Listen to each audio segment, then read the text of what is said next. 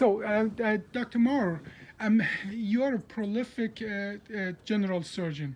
And my question to you is about your experience with laparoscopic and MIS surgery in general surgery. Why don't you tell me a little about your practice? What you do, how many surgeries you have done, and your residency, and so on. Well, I'm a general surgeon, so I do a lot of laparoscopic gallbladder surgery and colons and spleens and things like that.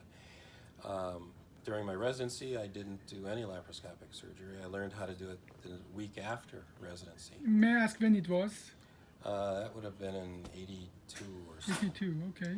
And after doing a few hundred laparoscopic gallbladder surgeries, I took a course at the local university, and the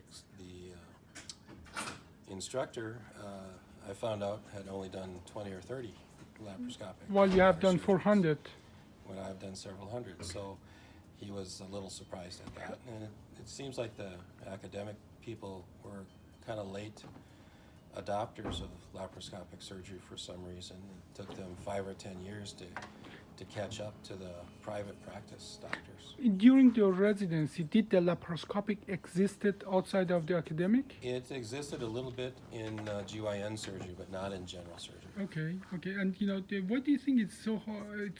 Why are academic too late to this new technology? Well, when we first started doing it, my previous residency instructors would ask why I was doing it laparoscopically, because they said, you get such good results with the open surgery, why would you change it? So why did you change it? Well, because the patients heal 3 times faster. They have Okay. much less post-op discomfort, much faster recovery. The end result is the same, but the surgery is much easier on the patient. Okay, and you said that there was something similar experience with the mesh. Can you tell me a little about that mesh? Well, What do you know about all of it? Well, with hernia repairs, a guy named Lichtenstein in California came out with a tension-free herniaplasty paper that showed his experience with placing mesh in the groin for inguinal hernia repair.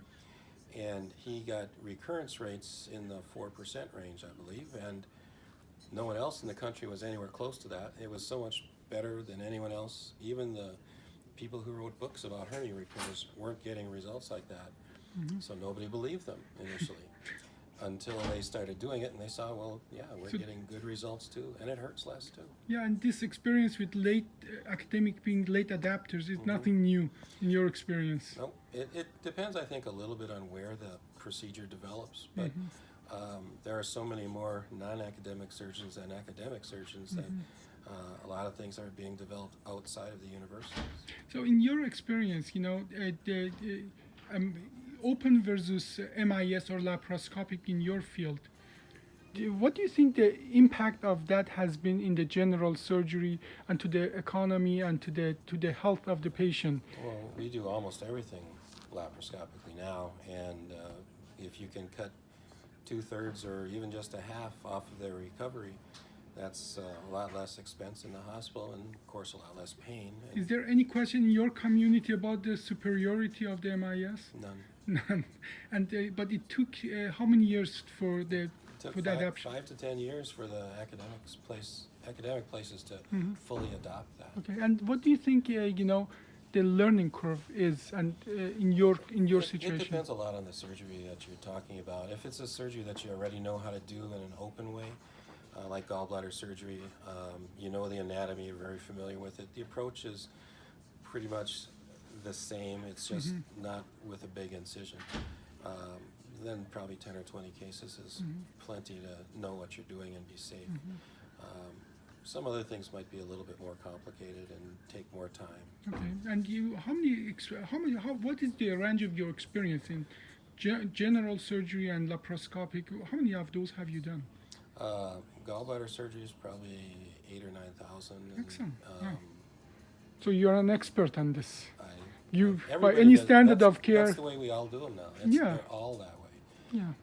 When I started doing them that way, when I started doing laparoscopic surgery, I was very busy. I was doing 8 or 10 gallbladders every week because nobody else was doing Yeah. it here. So. But you told me as well something that the moment that the academic notice that patients are not going to them anymore, that's Yeah. when they start really seriously looking into Yeah, that. they noticed a steep drop in their gallbladder patients because the people who used to go to the university to get their surgery because they wanted a university experience. So the economic Now they enforced realize, yeah, they realized that the university experience was 3 times longer and more painful. So they stopped going there, and their business dropped off, and that really caught their so attention. at the end it was a business decision. In part, yeah. In part, excellent. Well, thank you so much for your My pleasure. experience.